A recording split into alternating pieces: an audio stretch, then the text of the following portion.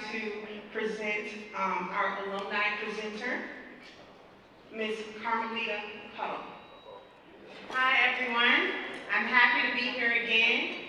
My name is Carmelita Caudle. I graduated with a degree in industrial engineering in 2001.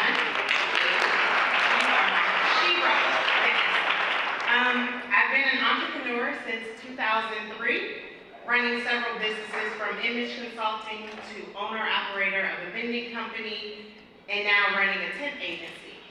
I'm also currently a project manager for Software Engineering Institute, which is part of Carnegie Mellon University. So, I'm grateful that I received an invitation to speak to you phenomenal scholars. Over the past couple of years, I've attended this event, and each time I am so impressed by your grace, beauty, and confidence. This is what I see, and this is what I feel when I enter this room. Scholars, I commend you on your ability to excel academically. It is my prayer for you all that when you leave Morgan State University, you continue to pursue your dreams, and you continue to be amazing young people, fully representing the best of you. So I've been asked to do the alumni address, and the address is important because I'm a tangible example of what a Morgan State University education can do for you.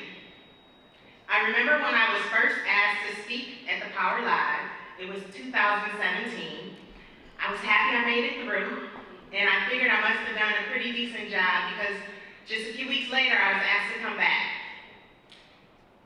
At that time, I was able to offer 6 wonderful Morgan State University students an internship with the company that I worked for.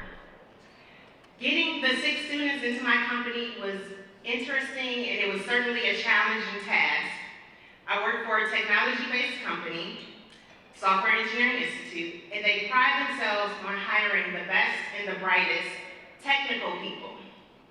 So my challenge was to hire non-technical people, non-technical students who did not have exposure to information technology or cybersecurity. Now, full disclosure, I had about 30 resumes, 20 of which were students with engineering majors. These students would have been perfect candidates for the job.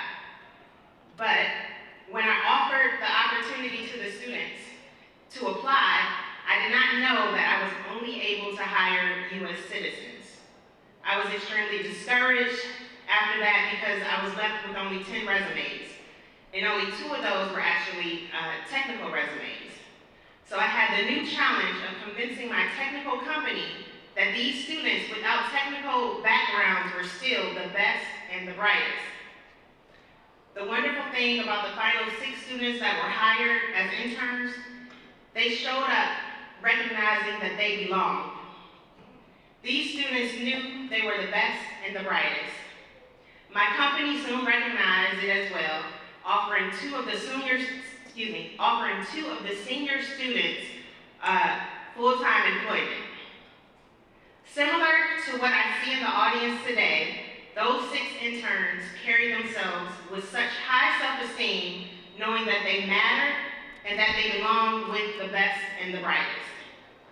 Their confidence translated far beyond their physical appearance, their attire. The significant 6 were able to communicate and produce on the same, if not better levels than their peers. During that summer, every week an executive from my company was interested in meeting the interns from Morgan State University. I want to pause for just a moment. I want to make sure that I do not discourage international scholars. If you are not a U.S. citizen, I want to encourage you to do your research. Search for companies that will sponsor visas or companies that will hire international students as interns. It is my experience that at the career fairs, there are many companies out there that will certainly hire international students. So do not get discouraged, just be extra vigilant as you pursue your dreams. So now, scholars, I've done my research, and I feel that my experience qualifies me to speak to you today. So in this room, I know that we have several things in common. I know that there are people here who have failed. I know some of us have experienced disappointment or occasionally suffered from low self-esteem.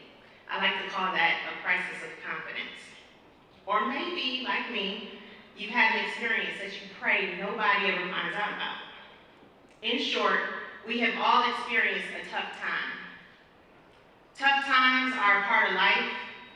It's easy to get bitter or lose sight of our goals because of it, but it's during those tough times that we're developed. There are certain things that are within us that would not come out had it not been for the tough times that we go through. The wonderful thing is that we are all capable of going through it and not getting stuck in it. I have matured enough in my thinking to realize that bad things don't happen to me, they happen for me. These are tests, and you know without a test, you have no testimony. Of course, in the heat of the moment, I often wonder, why me? But when I am able to meditate and reflect on the situation, I realize that in every instance, I am able to grow and be better because of that tough time. It is important that you start now to train your mind for the more difficult times that are sure to come. Be willing to transform and evolve your thinking. Remember that if you always do what you have always done, then you will be where you have already been. So do not base your self-esteem on what other people say or feel about you. Oftentimes, those people are broken. You're never going to be defeated by what someone else says about you. It's what you say about yourself that matters. Self-esteem is about how you feel about yourself. So today, choose to pour into you what you need to hear to improve your self-portrait. You have something that is very special and the universe needs you. Recognize that you belong and you matter.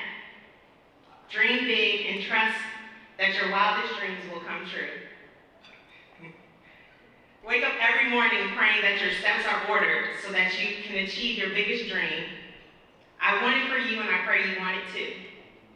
Let me just leave you with a few action items to further develop the gifts that are within you.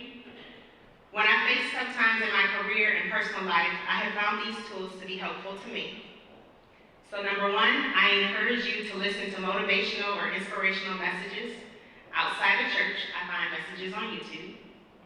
Find one that speaks specifically to you. And then next, when you have downtime, take a listen to a podcast. I use an iPhone, so I know that's an app on the iPhone. The one that I listen to most is How I Built This.